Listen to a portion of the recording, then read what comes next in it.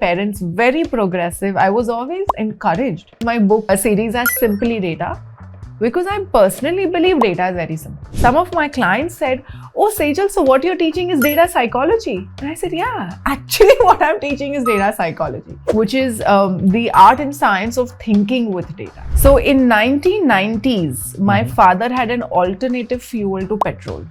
But the government that time was not progressive. I think it was over a period of time that I realized while I love my work, I don't love every aspect of being in the job. It is not necessary that someone has to define what you do and what you should do in life and what are success parameters. Nobody else can define that for you except for yourself. So I was very clear that while I want to do something of my own, I don't want the headache of running a big business. You know, sometimes people think, and I've got this, oh, that you're a woman, it was easy for you to do it because there was somebody to take care of you. There was nobody to take care of me. In fact, I had to take care of a lot of things. Sejal, thank you so much for coming on this podcast. My pleasure. So you would have seen a lot of podcasts which actually invite a lot of celebrities, names and etc. because people relate with them from certain aspect. Our thing is that it's not only just the celebrities who have achieved something in life, right? Or who are doing something significant in their life. It is a whole bunch of other people as well, right? And they have interesting stories to tell.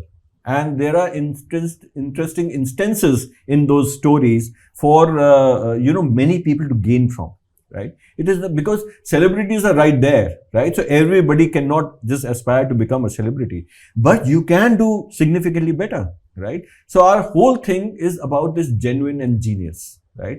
People who have been very genuine in their approach and are genius in their own fields, right? And it could be literally anybody for that matter. In fact, it could be a small child also living in a city like Purnia, which so happens to be that I have visited that place and I interacted with a lot of kids in Purnia. And I was literally amazed at the fire in the belly that those kids have, right? And I would sometime possibly hope to invite one of them for my podcast to understand that what is it that they are saying. So I like to interact with people, who have created something extraordinary after their lives and etc. Need not be a particular name, but a brilliant thing, right? So to start off and to kick off from there, I would love to hear a little bit about your life journey. Sure. That where were you as a child?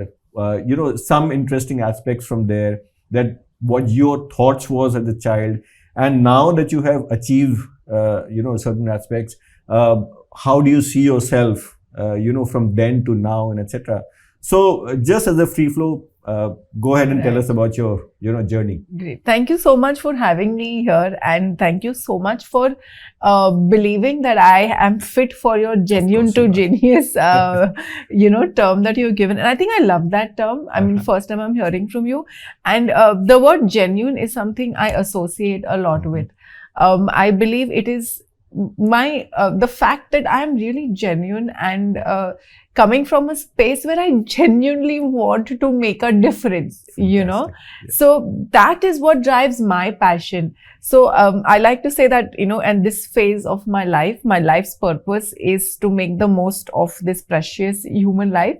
And whatever I do in my personal or professional life is somewhere guided consciously or unconsciously by that statement. And which is where what I'm doing, even in my profession, as a corporate trainer or an author or a coach or a public speaker, I think somewhere I am only trying to make a difference in people's life.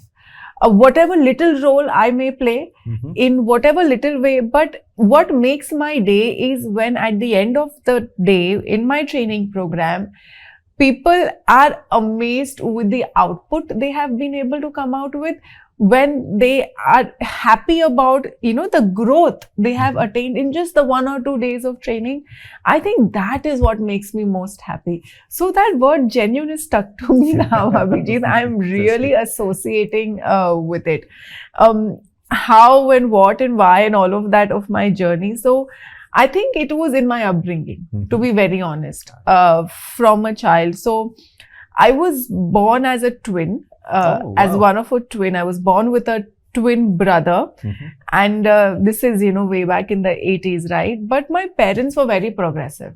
I mean, they still are. My mom and is... this was which city? Mumbai. Mumbai. I was lucky to always Okay. be in Mumbai as well. Sure. But my father was not originally from Mumbai, but he was very progressive, right? So although we were a boy and a girl who were raised together, there was never a difference in our upbringing. Sure. Maybe my father was more partial to me, to be very honest with you. I'm sure, father-daughter. But there was never any difference. And my parents, very progressive. I was always encouraged from a very young age to pursue my dreams, to pursue my career. Even my brother, when we grew up, he was very happy for me to go out and have a career and make my own money. And because I started working before him, we were the same age, but I started working before him because of the lines we chose.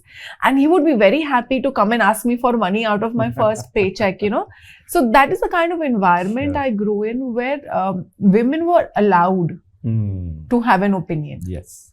Women were allowed to pursue their dreams, Correct. right? So that played a huge role in who I am today. Also, my father in his time was a visionary in his field. He was a pioneer in his field.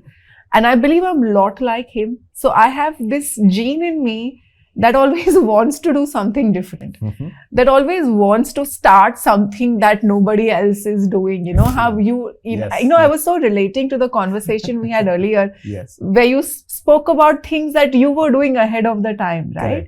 Correct. So although it is a struggle initially, right? Yes. Like when I started doing data storytelling in 2017, I had to literally explain to people what is a data story. Yes. I used to go for meetings with before and after examples. And then I still do that because although now people know the term, in 2017, they did not even know the term. Exactly. Right? Now they at least know the term, but they still don't know what it is. Yes. So although it is challenging, and although initially it was very hard, I love it, right? And now I'm talking about data psychology. In an era of technology and sitting with an AI genius, right? I'm talking about applying psychology to data, which is also, in a way now breaking through something new. Explaining people, proving to them why this concept is really important and how it will work. So I think I really love that aspect of doing something new and bringing something new. And I feel it goes back to my genes in some way as well. Specifically about my professional journey, like any good student, I got good grades, went to good colleges, got a good job in a good company. And I was I worked primarily with Morgan Stanley and the Royal Bank of Scotland, for 10 years of my corporate life. And I was doing a very good job. I was in research and financial research analysis, data analysis, presentations. Yes. I didn't consciously get into it. I consciously got into finance, but I didn't consciously get into data analysis. Yes. It came to me. It was something I was very good at. I had a knack for it. I think my seniors believed I was good at it, and they helped me develop in all of that. And I loved that aspect of my job, where I had to analyze data, come up with my recommendations, and all those kinds of things.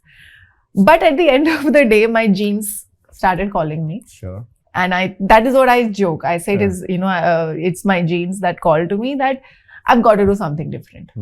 I've got to break out of this. I can't do this same, or how much ever I love doing that, but I can't do the same thing day in and day out. So it is actually way back in 2011 when I drafted my first outline of a training program, which I call Data Storytelling today. Wow. And I did the first program in 2017. Right? So it was way back in 2011 that I was exploring what else I can do. And corporate training seemed like a natural extension of, where I came from, what were, like how you say you were very good at presentations, I was good at it, and what came naturally to me and what I could do with my scenarios and circumstances. However, life had other plans, and due to personal reasons, I couldn't pursue it in 2011. And I had to wait till, a couple of years after that. But even in that time, I realized in an organization where I was leading a team of analysts in the Royal Bank of Scotland, which is already hiring very good quality of people, I realized there's a missing link here. I realized that even with my team, there are certain things which are very intuitive when it comes to data, which people don't have by default. And it could be taught. It could be taught in a right way, in a right approach. And that is where my thought process started, and I started developing that. And initially, to be very honest, I thought this is something only in the finance industry or analysts they might find used to. Yeah, correct. But until I did my first program in 2017, honest to God, I didn't realize the potential. It was that first batch where I got overwhelming response from the people, where I realized that it is not restricted only to the people in finance or the people who come from data analytics background, because today there is not a single job that does not use data. Yes. Right? Absolutely. And most of them who are leaders, domain leaders, experts in their field, maybe 10 years, 15 years, 20 years of experience, when they started, data was not this big. So they didn't study about data. They didn't use data in their ground up journey. Sure. So now when they are at a certain level, it is a struggle for them to go back to those basics. Correct. And so I realized that actually the population I was looking at, the client base I was looking at is not this. It is actually really, really vast. And also I realized that it's actually quite simple. And which is why then I titled my book series as Simply Data. Because I personally believe data is very simple. Yes. Data is just because people think data is all about technology, and because in all the data science and data analytics courses, unfortunately, that all the institutes do, they are only teaching technology. Correct. They're only teaching SQL, Python, and the theory. But technology is only one aspect of data.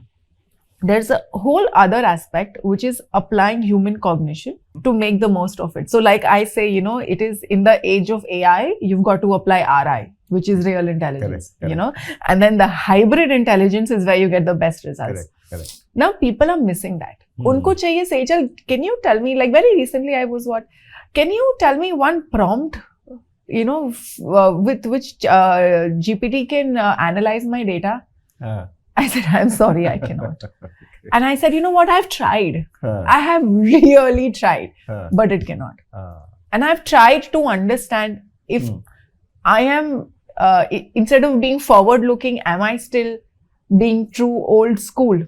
So I have tried to test myself and my theories, but it cannot do it. It can help you. It cannot do your job for you, right? So then in the last, 7-8 years of teaching data storytelling and all my books and everything, I realized, actually my clients made me realize, to be very honest, I didn't coin the term data psychology. Some of my clients said, oh Sejal, so what you're teaching is data psychology. And I said, yeah, actually what I'm teaching is data psychology. So that's how now I have, in 2024, developed this new concept of data psychology, which is the art and science of thinking with data, right?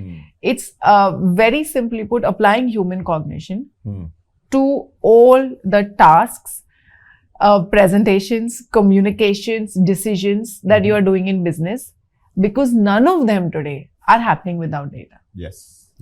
Right? And in fact, I believe that there are certain positions, certain tasks which could do without technology. Like it's a simple data table, you don't need anything. You need technology to really but you do that. need data psychology. Yes. That is my transition from my very progressive upbringing that allowed me to chase my dreams to finally being here. Of course, a lot of ups and downs, of course, along of the course, way, of like course, everybody's journey is. Correct. But I think to end it, the genuine, feeling of making a difference in people's lives, I think that is what really defines everything that I do. That's a brilliant, but I still have to rewind a little bit. Yes.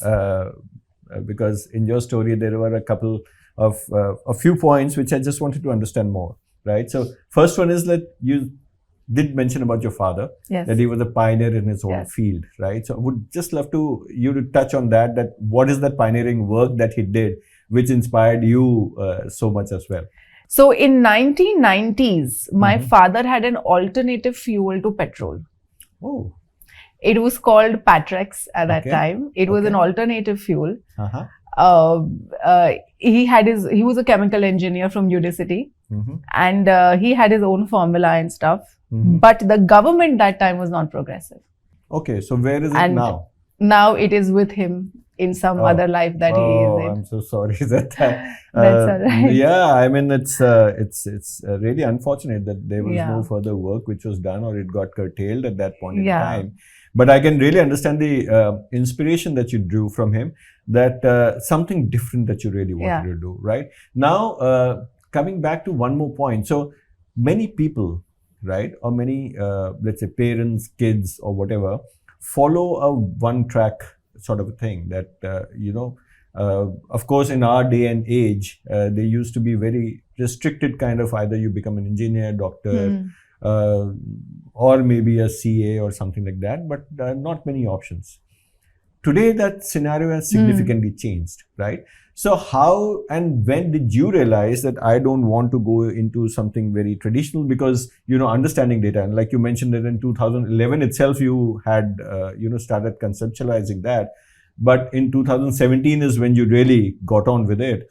So what inspired you that there is something very specific that I really want to do, and it's not the general norm or whatever, the kind of a job that I really want to do. So what triggered you that I want to do something specific and not really go after those general traditional, job profiles and etc. But I really just want to focus on this teeny weeny bit. So I think when I started out, I was general because, like you said, we didn't have options. Yes. Like I would have loved to do a psychology with finance. Mm-hmm. I wanted to do that, and I was confused for a fair bit. But we didn't have that option at that time. Yes. You could either do commerce and finance, or Yes. you could get into psychology. You couldn't do both together. Correct. So at that time, I chose the field which had more awareness, which had more scope. That time, Yes. psychology didn't have Yes. that much scope, right? So, so that piece of psychology, I think, was in me since that young age, which I'm finally somewhere pursuing and coming out with, right? So I did start a little traditional, but I was very clear. Maybe like they say, like we say, this is an overachiever syndrome, that you have to be the best at what you do, so that was there in me, that I want to go to the best college. I was very clear. So I grew up, in the city, right, in the heart of the city, and NM is where I had to be. So I made sure I got the grades that could get me admission there. Then I wanted a good job. I made sure I got admission in a job in one of the best companies. So I did start traditional because I think when you're too young, you don't have the confidence to break through the mold. You are first. But when I started, and then I had my feet in it, and then I recognized a little bit more wisdom about the world and how things functions. Is when at some point, I don't remember a particular point, to be very honest, or a particular trigger. But I think it was over a period of time that I realized, while I love my work, I don't love every aspect of being in the job. As you might know, being in the job has a lot of other things that come attached to it, which I was not always. I always, at work, I always kept to me and my work. Of course, I had friends, but I was not interested in any politics, any gossiping. I was not interested, right? So, but to get to a certain level, unfortunately, somewhere those things get involved. So there were things maybe at that time which were putting me off, and I personally believe universe has a plan. Correct. Okay, so that is my belief. It's not that everything, I am a superhuman who is doing everything. A lot of things are also happening that are making me do things along the way. So at that time, maybe some things were happening that were putting me off more from the job. And then I wanted to do something different. But I've always been a very clear individual. Like, I know what I want for myself, for my life. So I was very clear that, well, I want to do something of my own. I don't want the headache of running a big business. Hmm. I'm with all due Understood. respect Yeah, to yeah, all yeah, of course. everybody like you who No, does no, that. no, no. Of course, completely I said understand that. because I am more driven by my passion. Yes, yes. And today also people ask me, when I do this corporate training business, and they're like, but you don't want to set up. In my industry. Yes. Normally that is how it works. Correct. Maybe you start up and then you set up your own company, and I said, I don't want to do that. Yeah. Because I don't enjoy running a business. I enjoy teaching. Yes. I enjoy writing. Yes. I enjoy talking to people. I enjoy sharing my passion. So I am sticking to do with what I want to do. And I'd like to clarify here that I was not, sometimes people think, and I've got this, that you're a woman, it was easy for you to do it because there was somebody to take care of you. Okay. There was nobody to take care of me. In fact, I had to take care of a lot of things. But still, I did it. That is why it got a little delayed.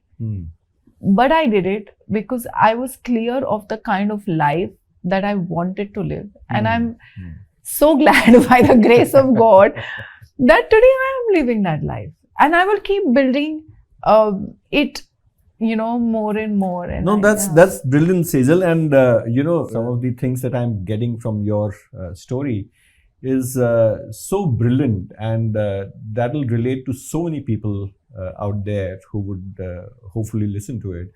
One of them is that, so for example, today when you talk about entrepreneurship and you talk about a startup, the first thing which comes into mind is valuation, right? That how much is the valuation that you got, how many VCs, and who are the people who are investing in your businesses, and etc. And that somewhere has become the metric for the success of a startup. Even if the startup might be doling out huge losses, but just the fact that you are well invested and your valuation has gone up significantly, somewhere something, strikes to people about that.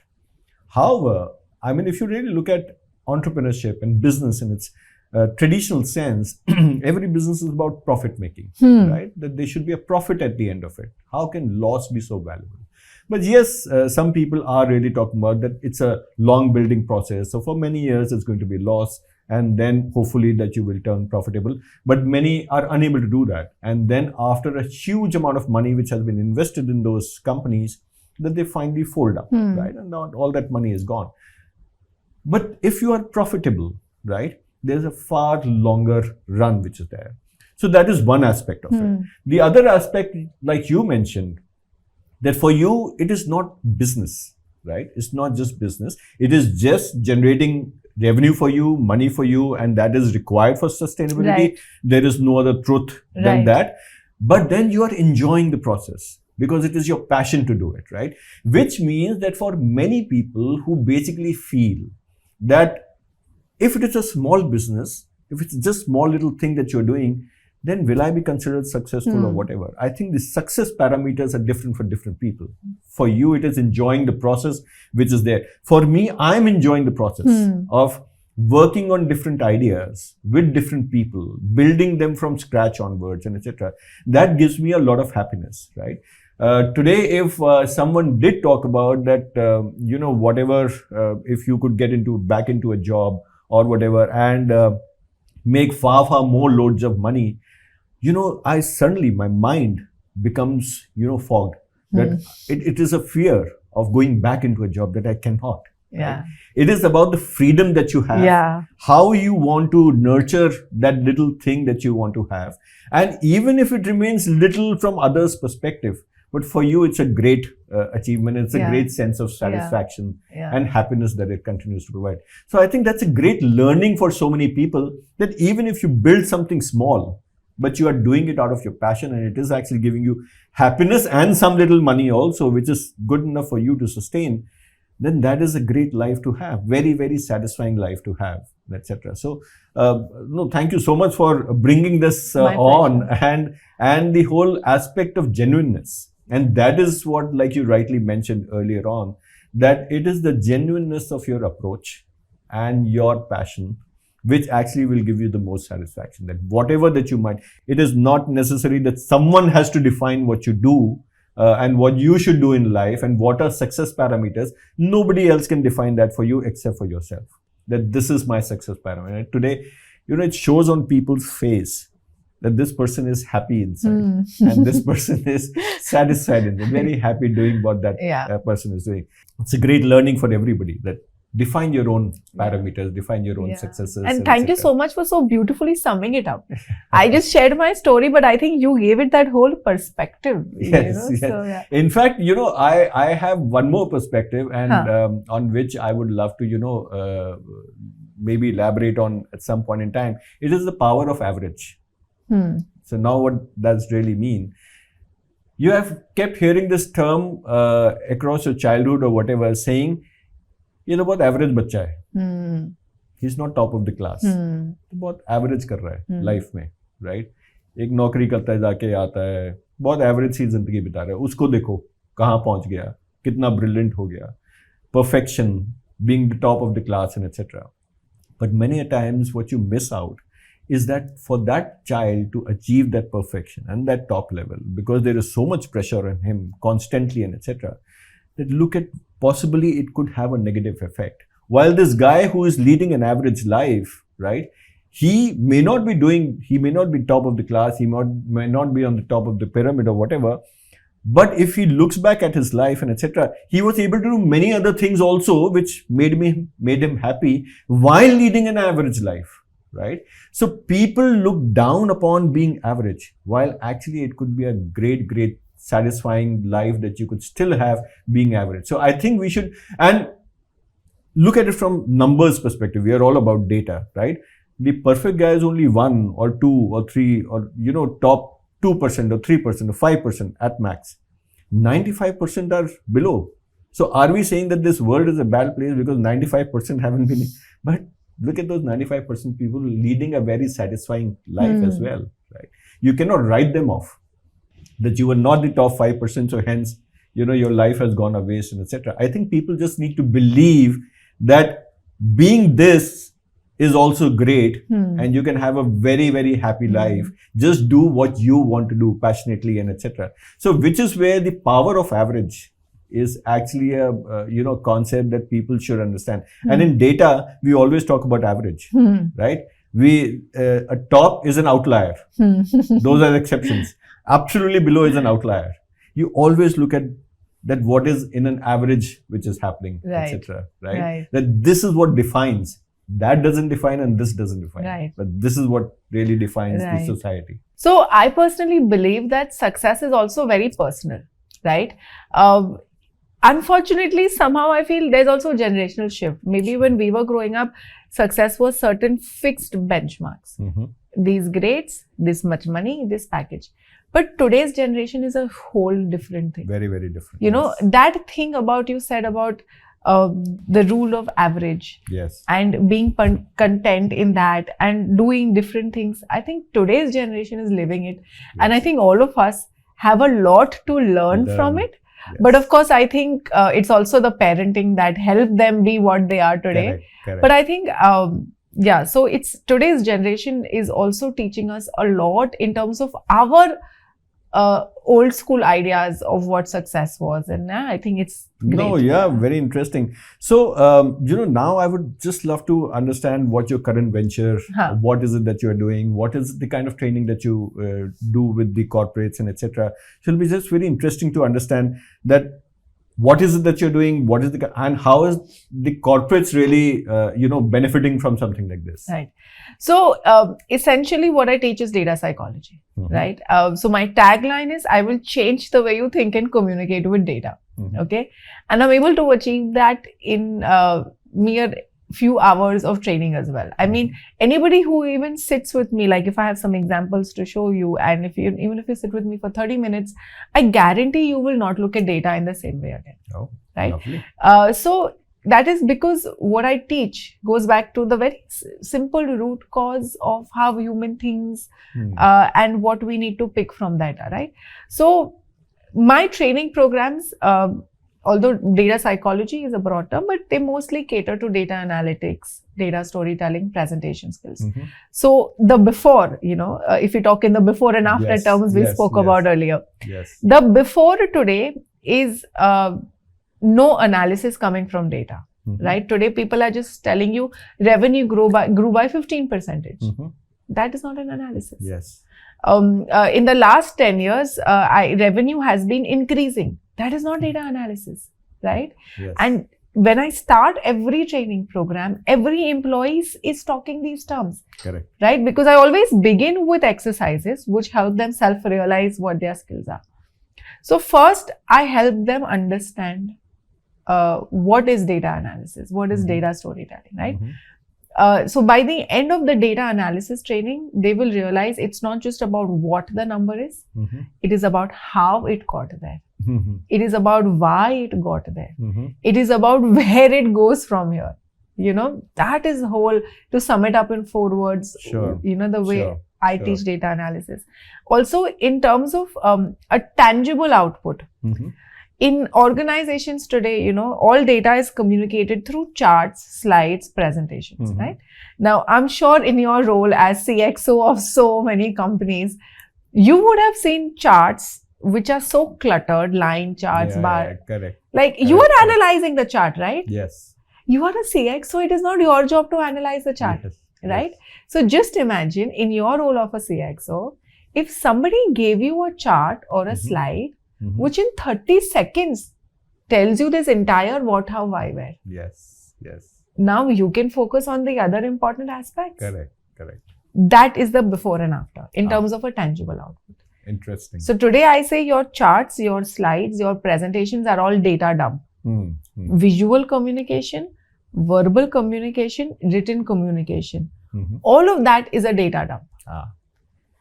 To convert it into a data story Mhm. is a simple combination Mhm. of applying the age-old storytelling technique Mhm. and human psychology. Oh, that's That's very, very interesting. And like we were discussing earlier as well, that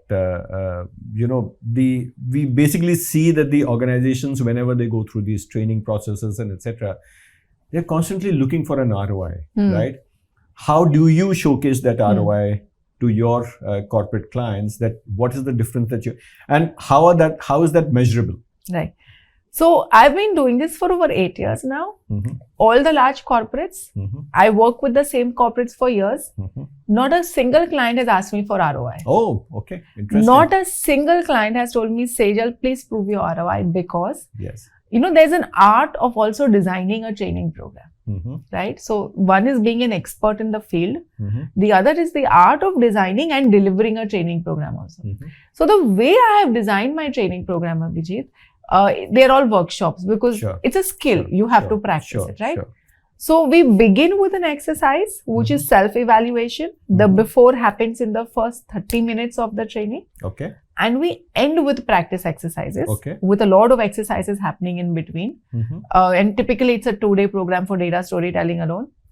From that first exercise to the last exercise that people do in class, Mhm. they have seen the difference. Oh, I don't have to prove anything to anybody, excellent. because Excellent. the people realize it themselves. Yes. Yes. And naturally the organization does in the output, which is Mm, why mm. all the big companies that I work with the biggest names in the industry for 4 years, 5 years, continuously. And do you have a refresher kind of a course also once in a while, or corporates don't really look for that? They don't really look for. It also comes down, I can do a lot. Huh. I would love to do a lot. Yes. But in the corporates, they have their budgets, their strategies, Sure, so you sure. have to design a program also that fits into that, Sure. while helping them achieve Sure. all their Sure. outcomes. Okay. Thanks a lot, Sejal. I mean, it was a brilliant conversation. My pleasure. There are certain points that I really look at communicating with people through our talks, because it is not just about you coming and sharing your journey for me, or it is about what people get out of it. The great points that some of you may have been able to understand from Sejal's story is one, work for your own passion. That's as simply as that. work for what you believe is what you want to do in life. Because everything is not measured by superlative success, but everything is measured by the success as how you define it. So I think Sejal has been able to, tell us what all can be done and how she has gone through her journey to really achieve something like that. And for some more of these stories, we will keep bringing you more and more such stories where people who may not be, celebrities as we call them, but have achieved such fantastic, satisfaction for themselves, are happy doing what they are. These are the stories that we'll continue to bring to you in this series called Genuine and Genius, about genuine people who have done some genius amount of work. So thank you so much, and hope to see you soon again. Thank you so much for having me. Thank you, Sejal.